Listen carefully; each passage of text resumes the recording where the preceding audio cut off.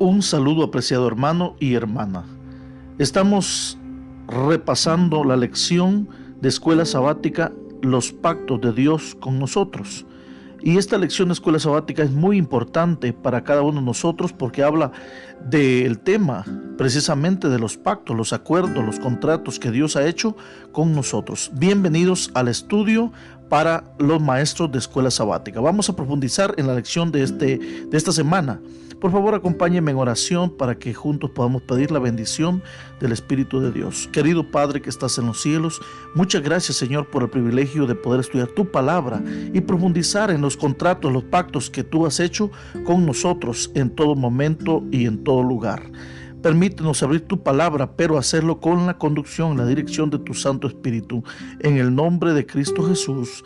Amén y amén. Bien, mi apreciado hermano y hermana, estamos estudiando los pactos de Dios con nosotros.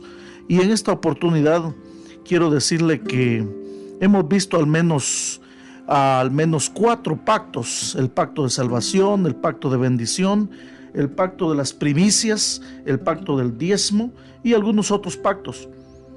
Y queremos profundizar un poquito en la lección de escuela sabática para esta semana, y nos habla un poquito acerca de los pactos. Comenzaremos hablando un poquito acerca de la historia de los pactos en la Biblia. Los contratos entre empresas hacen el mundo del comercio que funcione con fluidez y eficacia. Los contratos son tan básicos para el funcionamiento de la sociedad que la mayoría de las facultades de Derecho exigen un curso de contratos para todos los estudiantes de primer curso, junto con los de la propiedad inmobiliaria, agravios y procedimiento civil. Incluso como individuos utilizamos los contratos más de lo que pensamos. Por ejemplo, si su coche necesita gasolina, usted busca una gasolinera, ve un cartel que pone $4.29, esto significa que la gasolinera tiene gasolina a la venta a $4.29 el galón. Si paras y llenas el depósito, aceptas la oferta y te comprometes a pagar el precio anunciado por la cantidad que compres. Algunos contratos de compraventa siguen un periodo de negociación. Si necesitas un carro y ves uno usado aparcado en una carretera con un cartel que dice se vende, podrías parar y preguntar al propietario cuál es el precio que pide por el carro. Si el dueño dice $5,000, usted podría decir le ofrezco 40 y $500. A menudo, tras una breve discusión, acordáis un precio de $4,750. El propietario quería recibir lo más, pero tú no estabas dispuesto a venderlo por menos o a comprarlo por más, y tú querías pagar menos, pero estabas dispuesto a pagar más. Ambos llegan a un acuerdo y se firma el contrato. Mis apreciados amigos, maestros, servimos a un Dios asombroso que cumple sus promesas y sus pactos con sus hijos. En Salmo 111:9 dice: Él ha enviado la redención a su pueblo, Él ha ordenado su pacto para siempre. Santo y temible es su nombre. Dios es directo en su trato con nosotros, se rebaja a escrito, se rebaja a nuestro nivel y llega al punto de hacer contratos con nosotros y por escrito. Por eso es importante estudiar con cuidado y oración la palabra de Dios para descubrir las promesas y los contratos que nos ofrece. La mayoría de los contratos de Dios son bilaterales, que significa que las dos partes o ambas partes, Dios y el hombre, tienen una parte que cumplir. Un contrato bilateral dice: si tú haces esto, yo haré aquello, y al revés, yo haré esto si tú haces aquello. Esto se ve fácilmente en Deuteronomio 28:1 y 2, citado al principio de este capítulo, lo que es nuestra lectura bíblica. Un tipo de contrato más raro es un contrato unilateral, que dice: haré esto, hagas o no hagas nada. Este tipo de contrato unilateral fue demostrado, por ejemplo, por Estados Unidos durante la Guerra Fría. Aunque otros países también estaban involucrados en las negociaciones para el desarme nuclear, los Estados Unidos declararon en esencia: no importa si otras potencias nucleares hacen algo sobre el desarme, nosotros reduciremos nuestro arsenal a tantos. Algunos de los contratos de Dios con toda la humanidad son unilaterales. Por ejemplo, lo que se menciona en Mateo 5:45 cuando dice: hace salir su sol sobre malos y buenos y hace llover sobre justos e injustos. Hagamos o no hagamos nada, podemos contar con Dios para el sol y la lluvia. Tras el diluvio, Dios prometió a Noé y a toda la humanidad: mientras la tierra permanezca, tiempo de siembra y cosecha, frío y calor, invierno y verano, y día y noche no cesará. Génesis 8:22. Como prometió, las estaciones siguen yendo y viniendo. Dios también prometió a la humanidad y a toda bestia de la tierra, Génesis 9:11, que cuando veamos un arco iris en las nubes es la señal de su pacto con nosotros, de que nunca habrá otro diluvio que cubra toda la tierra. No importa cuán malvada se envuelva la humanidad, nunca habrá otro diluvio mundial. Este es el contrato o pacto unilateral de Dios con los hombres y los animales. En este estudio esta semana estaremos viendo o repasando algunos contratos bilaterales significativos entre Dios y sus hijos. Estos contratos conciernen solo a los que creen en Dios y forman parte de su familia. El primero es el pacto, el contrato de salvación, el que vimos, ¿verdad? El mundo entero está aparcado en el contrato del gran plan de salvación.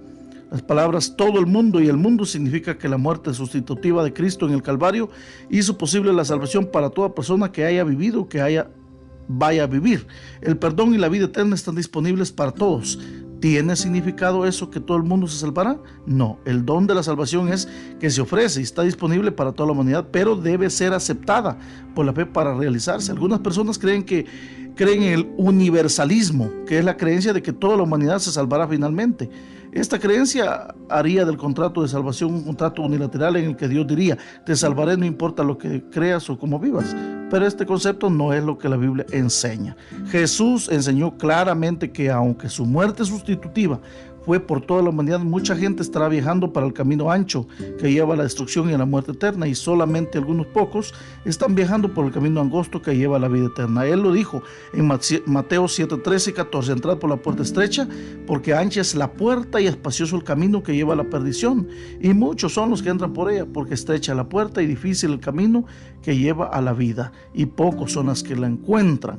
Más adelante, el mismo capítulo, Jesús señala que el mero hecho de que nos llamemos cristianos no cumple nuestra parte del contrato. No todo el que me dice Señor, Señor, dijo Jesús, entrará en el reino de los cielos, sino el que hace la voluntad de mi Padre que está en los cielos. Muchos me dirán aquel día: Señor, Señor, no hemos profetizado en tu nombre, y en tu nombre expulsamos demonios, y en tu nombre hicimos muchos milagros. Entonces les diré: nunca os conocí. Y entonces les declararé: nunca os conocí, apartados de mí los que practicáis la iniquidad. Versículos 21 al 23. Y entonces Jesús concluyó su sermón de la montaña con una vívida ilustración de nuestra parte en el contrato de salvación. Por tanto, dijo él: cualquiera que oiga estas palabras mías y las ponga en práctica, le compararé a un hombre prudente que edificó su casa sobre la roca, y descendió la lluvia, y vinieron las inundaciones, y soplaron los vientos, y azotaron aquella casa, y no cayó, porque estaba fundada sobre la roca. Es decir, se tomaron las mejores decisiones. Pero todo el que oiga estas palabras mías y no las ponga en práctica será como un hombre insensato que edificó su casa sobre la arena, y descendió la lluvia, vinieron las inundaciones, soplaron los vientos y azotaron aquella casa, y cayó, y fue grande su caída. Versículos 24 al 27. Entonces, una simple respuesta de obediencia amorosa a los mandamientos de Dios completa el contrato de salvación. No es que sea algo difícil, sino es algo que tiene que ser aceptado o aceptada, mi apreciado hermano. El plan de salvación es un pacto que Dios propone a los seres humanos. Los contratos forman parte de las relaciones humanas, pero el pacto de Dios con nosotros en Jesús fue concebido desde la eternidad. 1 Pedro 1, 18 al 20, y ofrece vida eterna a los que son fieles hasta la muerte, de acuerdo a Apocalipsis 2:10. El pacto contiene la ley, ya sea escrita en piedra o en nuestro corazón. Deuteronomio 9:11 y Hebreos 8:10. Esa alianza divino-humana implica una obediencia diligente de nuestra parte, ofrecida pues con amor a la ley y al pacto. 1 Juan 5:3. Algunas cláusulas de este pacto son más extensas, como por ejemplo el mandamiento de adorar solo a Dios y amarlo sobre todas las cosas. Pero también hay mandatos específicos dentro del pacto. En primer lugar, alejarse de la idolatría. Segundo, guardar el sábado. Tercero, observar ciertas leyes alimentarias.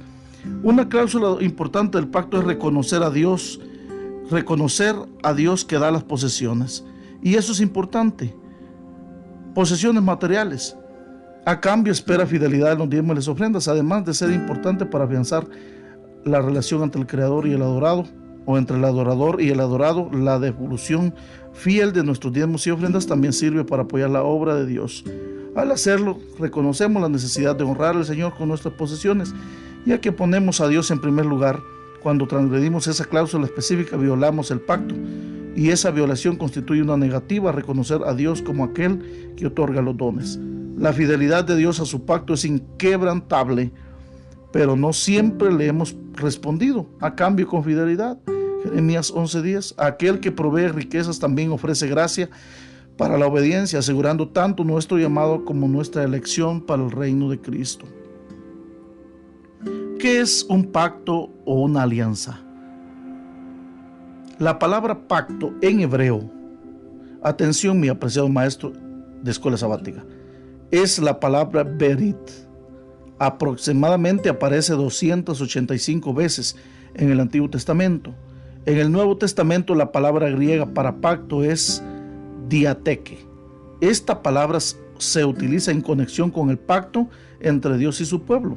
Así lo dice la enciclopedia bíblica de Sutherland Black y de Cheney en la página 928-929. En términos modernos, la palabra corresponde a un contrato, pero también se usa la palabra alianza, pacto o testamento.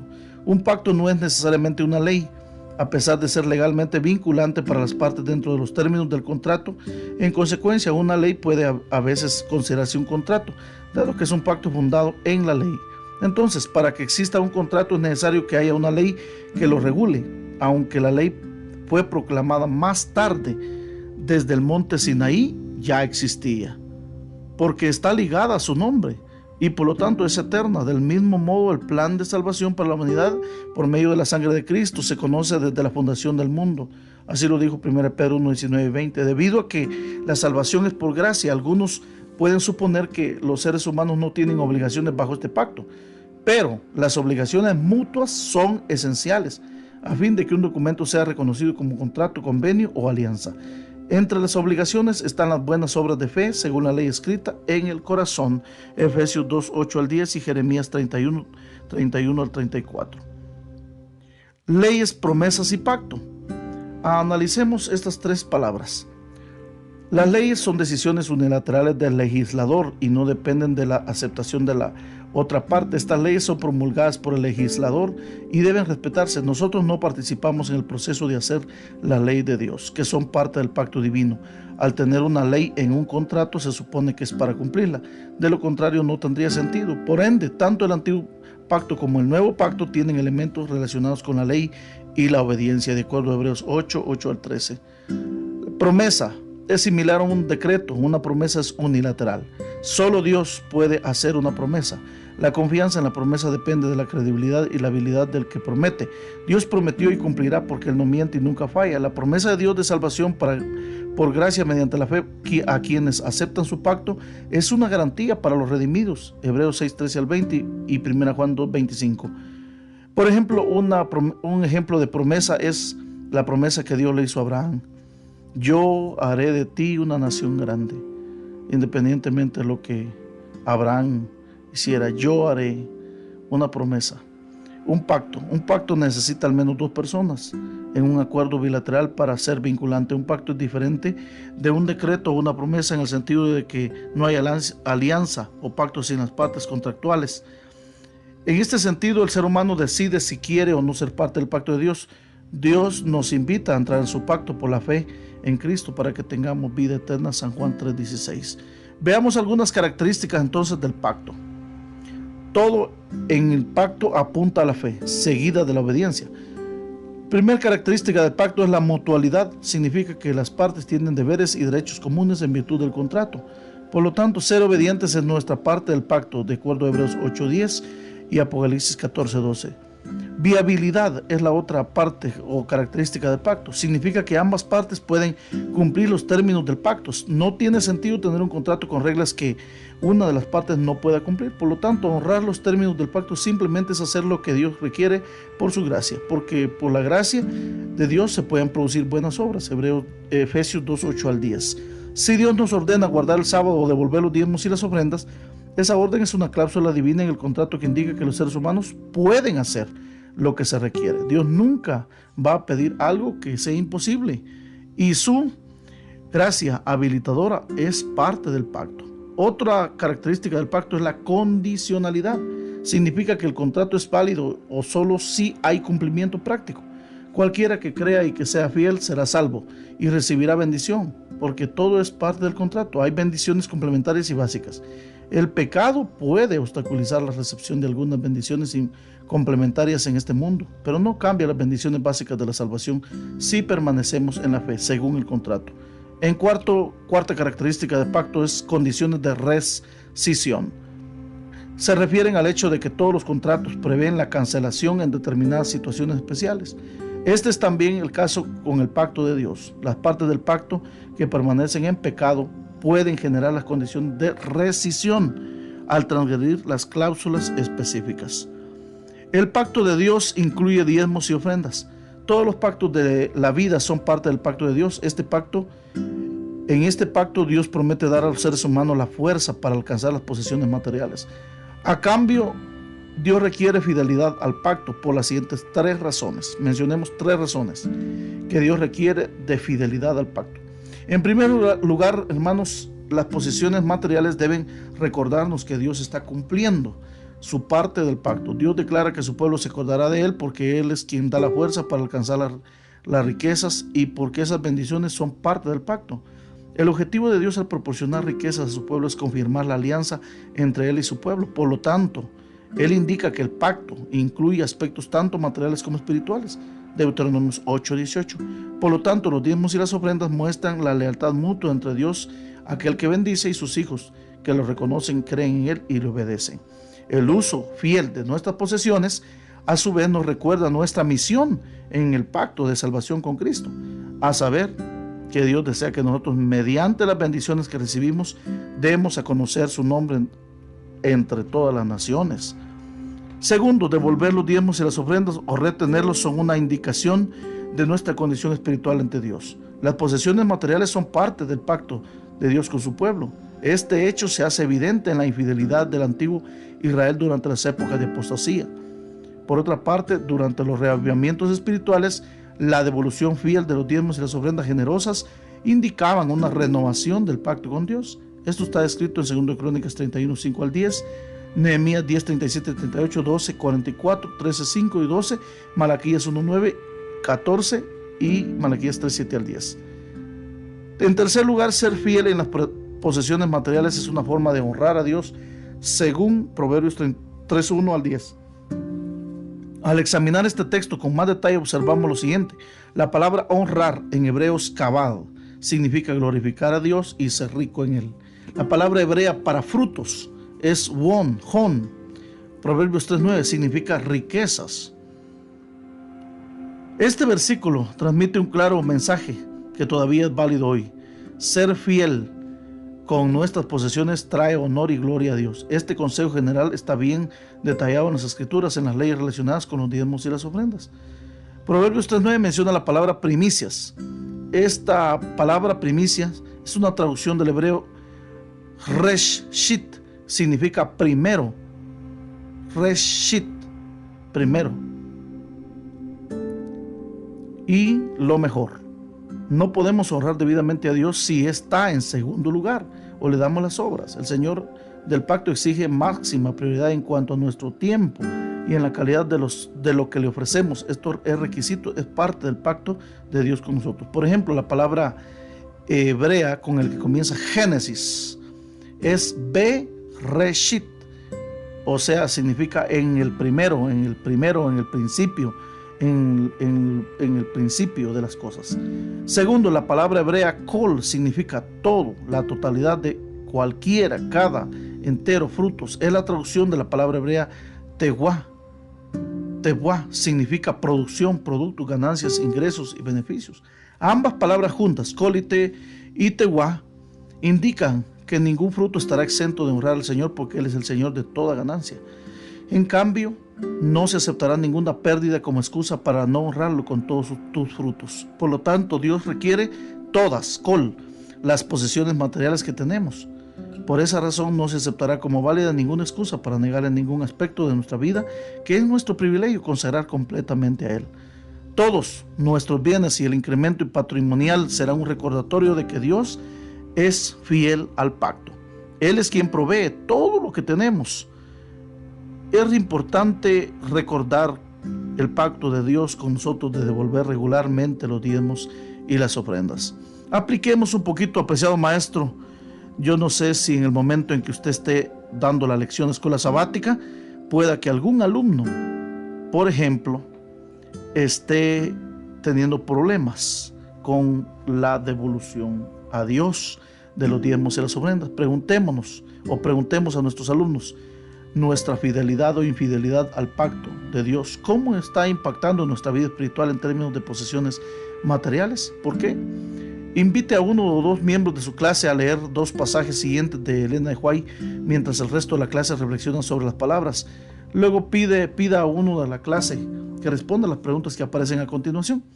Que los que han llegado a ser descuidados e indiferentes y retienen sus diezmos y ofrendas se acuerden de que están bloqueando el camino e impidiendo que la verdad llegue a regiones lejanas. Se me ha indicado, dijo Elena White, que diga al pueblo de Dios que redima su honor devolviendo a Dios fielmente el diezmo. Consejos sobre mayordomía cristiana, página 98. ¿De qué manera sienten tus alumnos que son descuidados e indiferentes en su fidelidad a Dios con sus diezmos y ofrendas? Analicen con sus alumnos la expresión bloquear el camino que menciona Elena de White y sus implicaciones para la vida espiritual. ¿Cómo podrían estar bloqueando el camino del Evangelio al no devolver fielmente los diezmos y las ofrendas? ¿Cómo impacta esta omisión a quienes esperan y necesitan escuchar este mensaje? Si tus alumnos, apreciados maestros de escuela sabática, se sienten indiferentes en este aspecto, ¿cómo pueden cambiar? ¿Cómo pueden ayudar? Bien, mi apreciado maestro, maestra de escuela sabática, quiero enviar en el grupo de WhatsApp siempre los bosquejos necesarios para que usted los pueda utilizar y pueda animar a los hermanos a ser fiel a Dios. O como decía el profeta Malaquías, probadme en esto. Probemos al Señor. Por favor, quiero orar por cada uno de ustedes. Al momento de impartir la lección, el Señor, mediante su Santo Espíritu, pueda guiarlos. Querido Padre Celestial, muchas gracias por el privilegio de profundizar en tu palabra. Bendícenos, Señor, al momento de estudiar tu palabra, y bendice a cada alumno de escuela sabática, bendice a cada maestro que estará, Señor, impartiéndolo en esta oportunidad. Que tu Santo Espíritu repose sobre él, sobre ella, en el dulce nombre de Jesús. Amén y amén.